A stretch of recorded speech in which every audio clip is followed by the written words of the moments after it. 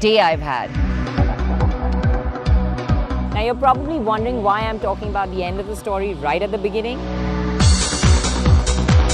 But I was just too impatient to get into the car at the beginning. I just want to get behind the wheel.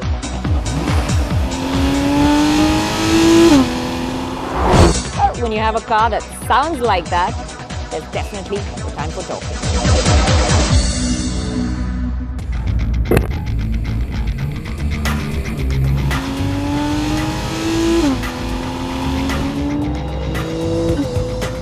Put your foot down, get a clear stretch of road, and you're guaranteed to have a smile on your face that won't come off for a very long time.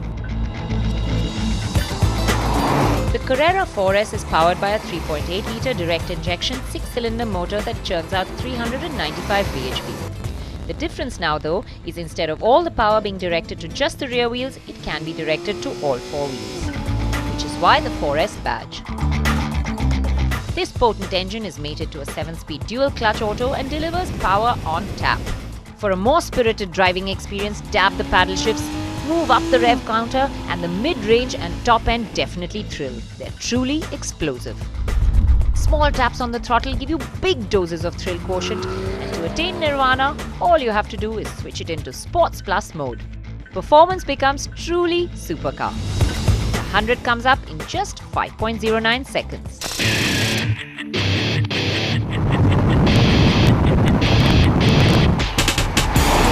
You don't need a long stretch of road to get up to high 3-digit speeds.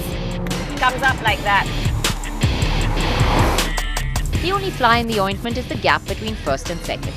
First is too short and second a bit tall. So driving up a ghat, this may tend to irritate a bit. But drive it down a notch and the Carrera does just fine.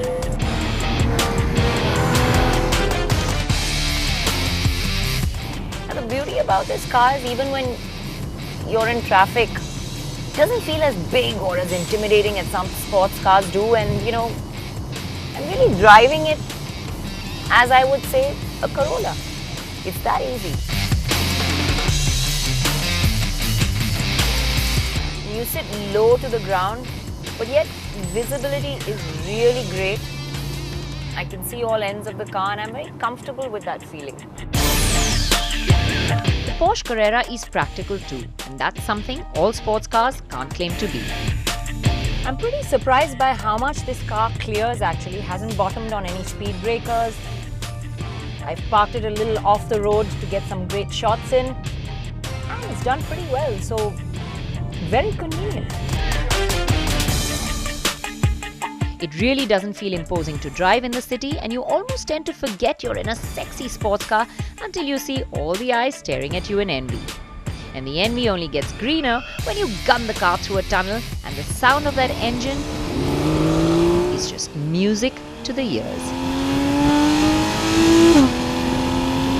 Now this is the first all-wheel drive Carrera.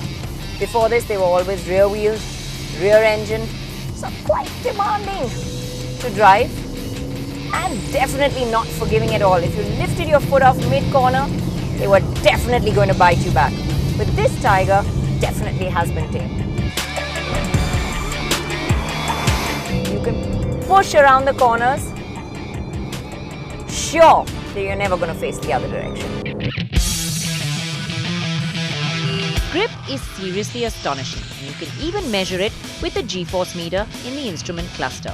I couldn't believe that this car was not sideways when I looked at it. The power is predominantly channeled to the rear, but when the four-wheel drive system detects the need for more traction, it will shuffle the power. The all-wheel drive with the torque vectoring makes it feel like there's scotch tape under these tires. You can really push this with an amazing sense of confidence.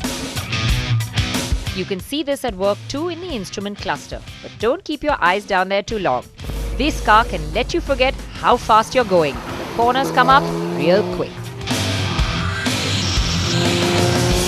The 911 has unquestionably always been one of the most involving cars to drive, but it's also a little demanding. Even with the all-wheel, it still requires a little bit of knowledge of physics to get it just right around the corners. Put your foot flat down and you can still feel the front lift up a bit, but you've got to finish braking before you hit the corner. get into the apex, and then you can press your foot flat down.